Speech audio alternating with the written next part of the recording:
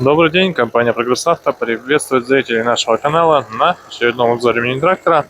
Сейчас у нас Kubota Saturn X20 с полукабиночкой вот такой куботовской. Собственно, поступает на продажу. 4 цилиндра двигатель. Думаю, слышно, как ровно работает.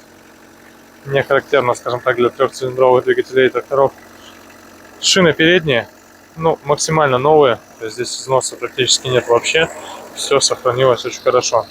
Шины задние, то же самое по износу. Все очень целенькое, очень хорошее.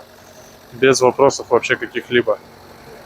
Трехточка с дополнительными гидрорегулировками, с быстросъемом. Все в наличии. Фреза 1,60 м, Kubota NR. Ножи. Видно состояние, остаток в районе 80%, я думаю. По шинам то же самое по правой стороне, шины близки к новому, то есть здесь вообще никаких вопросов. Пультик Manromatic, заглубление и положение фрезы. Основные передачи 3 вперед, 1 назад у нас слева под руками. И снизу вот такое обилие рычагов. Это раздатка, отключение полного привода и вал отбора мощности с блокировкой заднего моста. —